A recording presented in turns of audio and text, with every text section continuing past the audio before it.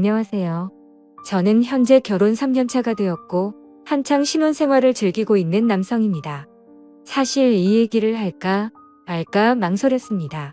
하지만 저 혼자만의 생각으로 되돌릴 수 없는 일을 저지른다면 나중에 너무 큰 후회가 되지 않을까 싶어서 글을 남기게 되었습니다.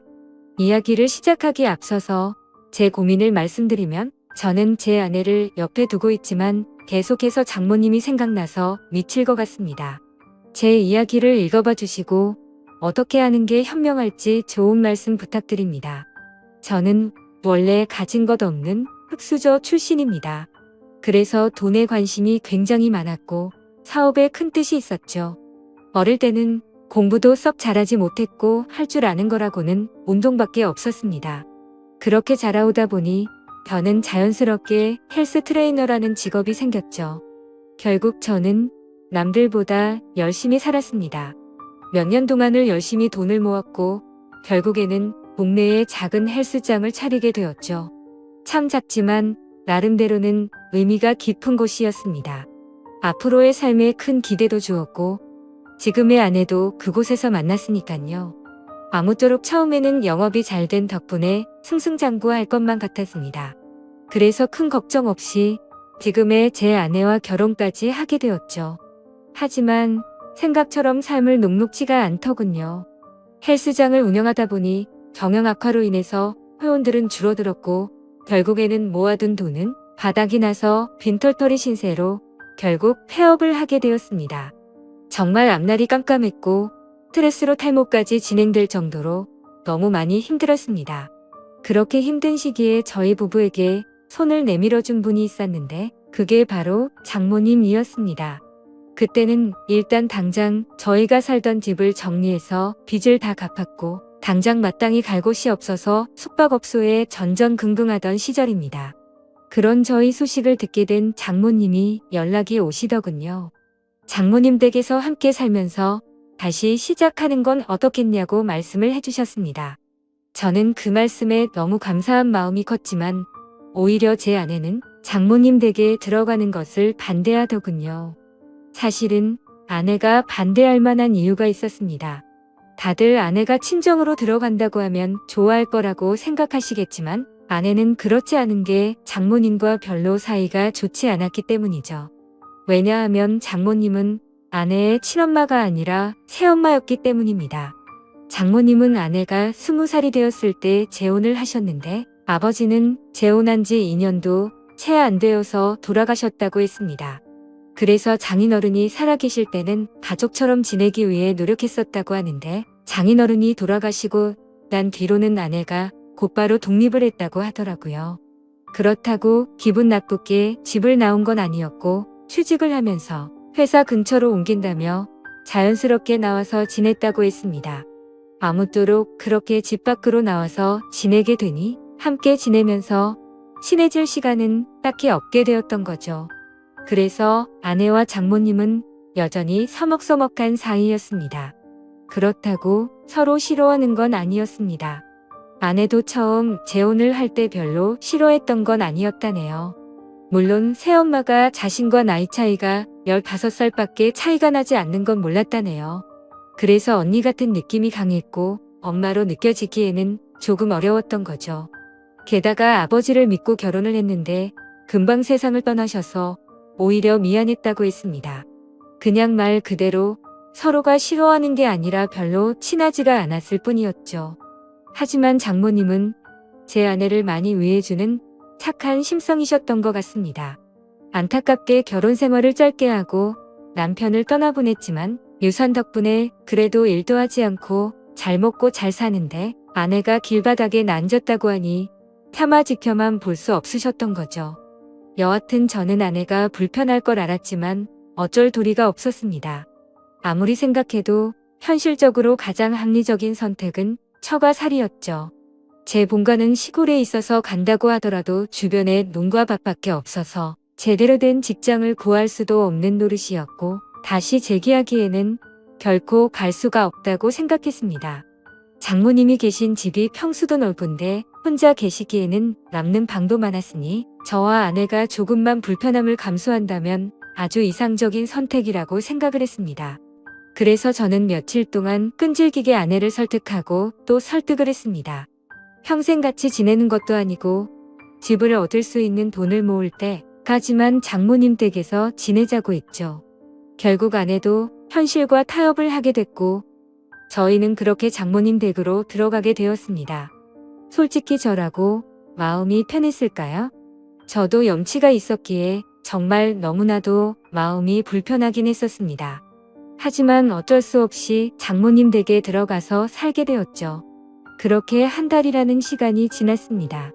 아내는 원래 다니던 회사에 계속해서 다녔고 저는 장모님 댁에서 멀지 않은 곳에 헬스 트레이너로 취직을 하게 되었죠. 저는 직업의 특성상 사람이 많은 주말에는 쉬는 날이 없었고 평일 중에 하루만 쉬는 날이 있었습니다. 그리고 아내와는 출근 시간 자체도 달랐었죠. 저는 저녁에 출근을 했고 아내는 아침 일찍 출근을 했으니까요. 어느 날 평일에 제가 쉬는 날이었습니다. 저는 오랜만에 쉬는 날이어서 마음 편하게 산책이나 할 겸 동네 공원에 가서 가볍게 조깅을 하고 집으로 들어왔습니다. 그런데 문을 들어서는 순간 깜짝 놀랐습니다. 거실의 의자는 나뒹굴고 있었고 장모님은 쓰러져서 앓는 소리를 내고 계시더라고요. 저는 놀라서 얼른 장모님께 달려 들어갔습니다. 몸 상태를 봤더니 다행히 어디가 부러지거나 한 건 아니었고 근육이 놀라서 경직이 되어 있었습니다. 무슨 일이냐고 여쭤봤더니 거실의 전등을 교체하기 위해서 의자 위에 올라가셨다가 의자가 넘어지는 바람에 바닥에 떨어졌다고 하시더라고요. 저는 제가 하면 되는데 왜 그렇게 하셨냐고 역정을 냈고 어디 다른 곳 크게 아픈 곳은 없냐고 물었습니다. 장모님이 크게 다친 곳은 없는 것 같은데 허리가 조금 삐끗한 것 같다고 말씀을 하시더라고요.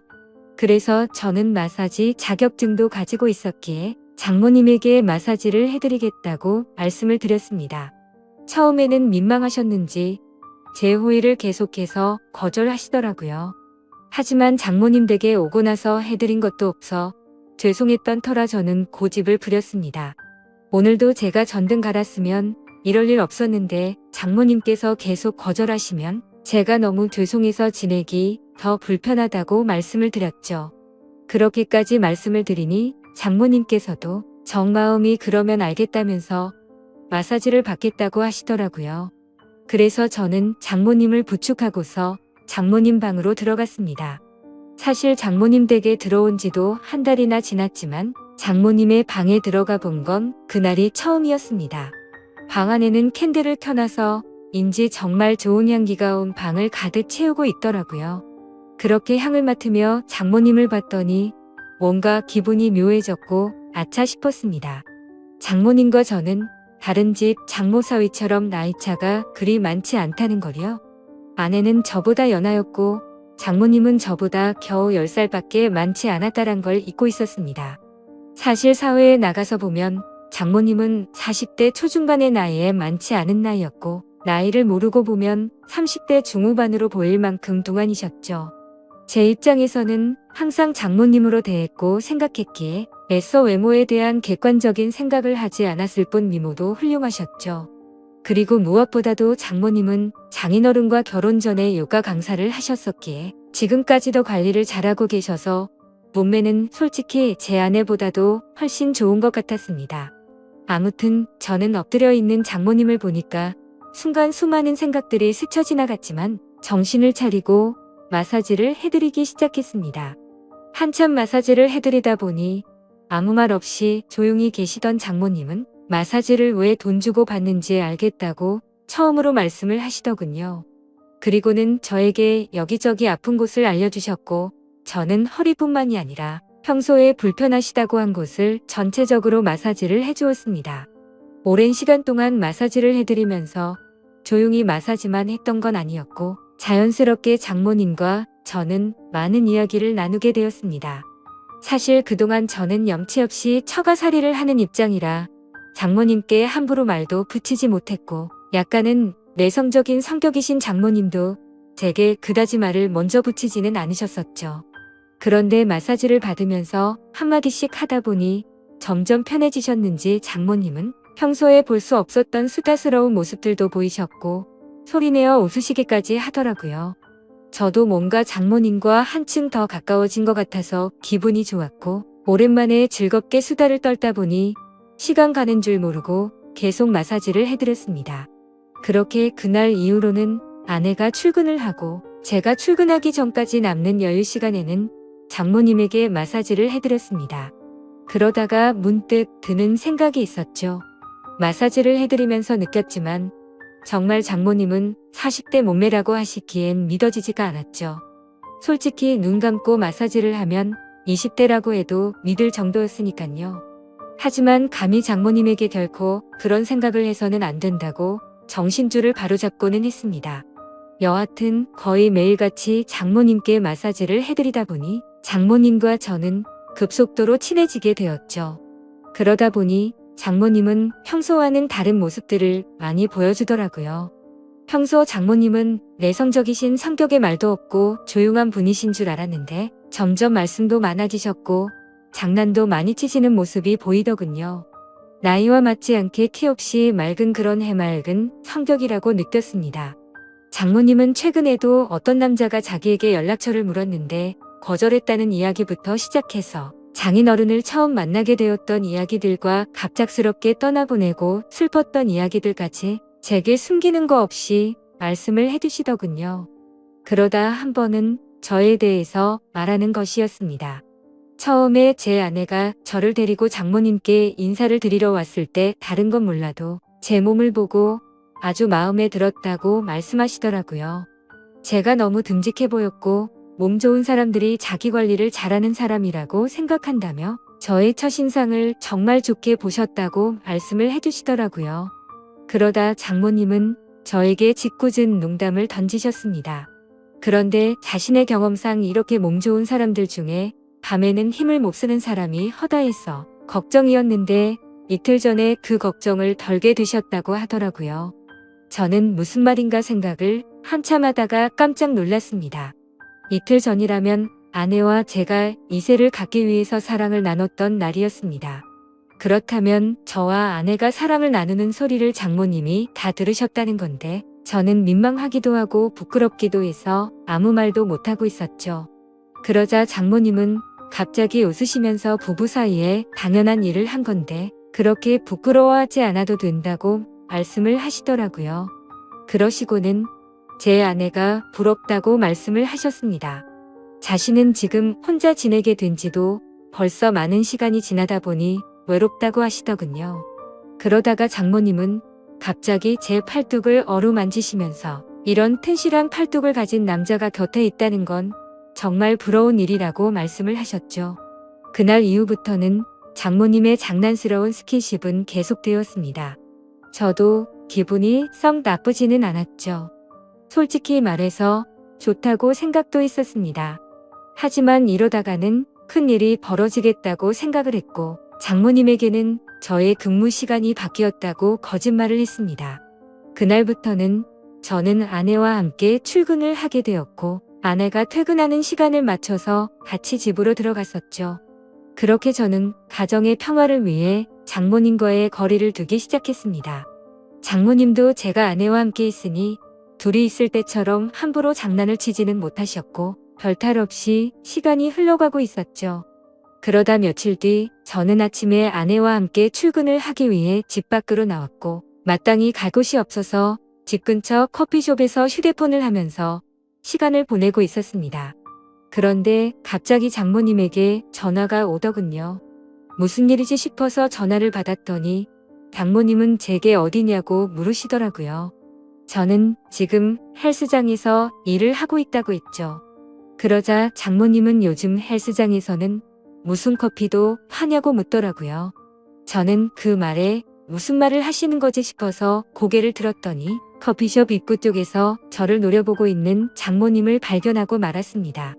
그리고는 장모님은 아무 말도 안 하시고 전화를 끊으시고는 밖으로 나가 버리셨죠. 그날 이후로는 정말 집안 분위기가 엉망진창이 되었습니다. 그렇지 않아도 서먹서먹한 분위기였는데 그때부터는 한기까지 느껴질 정도였죠. 그래서 저는 하루가 반을 방석에 앉아서 생활하는 것처럼 너무 많이 불편했었습니다. 그렇게 불편한 나날을 보낸 지도 몇 주가 지나갔고 아내는 회사 워크숍이 있어서 1박 2일로 자리를 비운다고 하더군요. 저는 어색한 걸 너무 싫어하는 성격이라 솔직히 그때부터 너무 초조했고 미칠 것 같았습니다. 차라리 친구들을 만나서 밤새도록 술이나 먹고 들어올까부터 시작해서 여행이라도 다녀온다고 할까 등 수많은 여러 가지 생각을 했지만 아내가 자리를 비울 때 기회다 싶어서 같이 자리를 비우면 일을 더 악화시킬 것 같아서 차마 그런 방법을 선택할 수는 없겠더라고요. 그래서 저는 장모님과 이런 불편한 관계로 계속해서 지낼 수는 없는 노릇이었기에 결국 정면 돌파를 하기로 마음을 먹게 되었습니다. 저는 아내가 워크숍을 간 날 삼겹살과 소주 등 장모님께서 좋아할 만한 것들을 잔뜩 사들고서 집으로 들어갔습니다. 장모님의 방 문을 노크하면서 장모님께 그동안 죄송했다며 함께 먹자고 말씀을 드렸죠. 하지만 제게 많이 화가 나신 장모님은 대꾸도 하지 않으시더라고요. 그래서 저는 간곡히 계속해서 부탁을 드렸고 결국에는 장모님은 제 성화에 모시겨 식탁에 앉으셨습니다. 저는 열심히 고기를 구워서 쌈도 싸드렸고 장모님의 잔이 비지 않도록 소주도 계속 채우면서 허심탄회하게 이야기를 시작했습니다. 장모님께서는 장난이라고 제 몸을 계속 만지시는데 솔직히 저한테는 정말 부담스러운 일이었다고 했죠. 그러자 장모님은 그게 그렇게 싫어서 거짓말까지 하고 그랬냐고 그냥 싫으면 싫다고 하지 그랬으면 굳이 안 했을 텐데 왜 이상한 사람을 만드냐고 화를 내셨습니다. 저는 또 화가 나신 장모님을 보면서 당황한 나머지 사실 싫어서 그랬던 건 아니었다고 했죠. 그런데 그 말을 하자마자 아차 싶었습니다. 장모님은 곧바로 싫은 게 아니면 뭐냐고 물으셨습니다.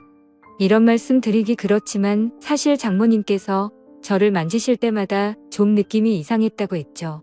장모님은 그때부터 뭔가 표정이 달라지시더니 무슨 느낌이 이상하냐고 했습니다. 그래서 저도 술도 취했겠다. 그동안 억울했던 마음도 있었던 터라 생각 없이 말을 내뱉기 시작했습니다. 장모님처럼 젊으시고 예쁘신 분이 저를 만지시니까 당연히 이상한 생각이 들고 그랬다고 저도 남자인데 아무렇지 않은 게 이상하지 않겠냐고 필터를 거치지 않고 마구 말을 했죠. 그 말을 하는 순간 분위기는 순식간에 얼어붙어 버렸고 그 대화를 마지막으로 장모님과 저는 그냥 연신 술만 마시기 시작했습니다. 그래서 저는 분위기를 만회하고자 장모님에게 시덥지 않은 농담을 던지기 시작했지만 분위기는 쉽사리 나아지지 않더라고요. 그렇게 술만 연신들이 붙다 보니 저도 모르게 정신이 왔다 갔다 할 만큼 술이 올라오기 시작했습니다. 근데 갑자기 장모님은 실수로 옷에 음료수를 쏟게 드셨고 옷을 갈아입고 오신다고 하더니 방으로 들어가셨습니다. 그래서 저는 혼자서 술을 계속 마시고 있었죠. 그렇게 몇 분이 지나서는 장모님 방의 문이 열려서 고개를 들었는데 저는 깜짝 놀라서 들고 있던 술잔을 놓쳐버릴 뻔했습니다. 장모님은 차마 입에 담지 못할 그런 복장으로 갈아 입으시고는 저에게 다가와서 조용히 말했습니다. 나 지금 많이 취해서 기억이 하나도 안 날 것 같아. 너도 그렇지 않냐며 제게 묻더라고요. 저도 술에 취한 나머지 그렇다고 고개를 끄덕였습니다. 그랬더니 장모님은 갑자기 제게 다가오셔서는 우리 오늘은 기억에서 지우자 하고는 저를 끌어안았습니다. 장모님과 저는 그렇게 술에 취해서인지 무언가에 홀렸던 건지 결코 돌이킬 수 없는 실수를 저지르고 말았던 겁니다. 다음날 아침 숙취로 인해 두통을 겪으면서 일어났는데 순간 어제 있었던 일이 생각나면서 너무 두려웠죠. 저는 장모님이 깰까봐 조용히 밖으로 나와서 평상시처럼 식탁을 치우고 샤워를 했습니다. 제가 샤워를 하던 중에 장모님도 일어나셨는지 평상시와 다름없이 제가 먹을 아침을 차려주셨습니다. 그날부터 저와 장모님은 더 어색한 사이가 되었습니다. 마주칠까봐 서로가 서로를 피하는 듯한 느낌이었죠. 그렇게 며칠이 지나게 되었고 장모님은 따로 아내를 부르더니 통장을 하나 건네주었습니다. 좋은 집은 아니어도 오피스텔 보증금 정도는 될 것 같다면서 줬다고 하더군요. 그렇게 그날 이후로 저와 아내는 장모님 댁에서 나오게 되었고 새로운 오피스텔을 얻어서 지내고 있습니다. 그로부터 벌써 한 달이라는 시간이 지났습니다. 정말 그날 일은 잊으려고 무던히도 애써봤고 사실 금방 잊혀질 거라고 생각했습니다. 그런데 제가 정말 미쳐버린 건지 그날 있었던 일이 너무 생생하고 그립다고나 할까요? 정말 제가 이래서는 안 되는데 제 아내를 옆에 두고서 저는 장모님이 계속해서 생각나서 미쳐버릴 것 같습니다. 차마 이런 생각을 하는 것조차 욕을 먹어 마땅한 그런 일인 걸 잘 알지만 사람 마음이라는 게 수학 공식처럼 답이 정해져 있는 게 아니잖아요. 장모님의 얼굴을 한 번 더 보고 나면 제 마음이 착각을 했구나 생각할 수도 있을 것 같은데 용기를 내서 장모님에게 연락을 하는 게 맞을지 어떻게 해야 할지를 잘 모르겠네요. 다른 분들이라면 어떻게 하실 것 같으신가요? 그냥 얼굴만 보는 건데 크게 문제가 되진 않을 것 같고 연락을 해보는 게 맞을까요? 아니면 지금처럼 계속 참아가면서 살아가는 게 맞을까요? 부디 현실적인 답변 부탁드리겠습니다. 감사합니다.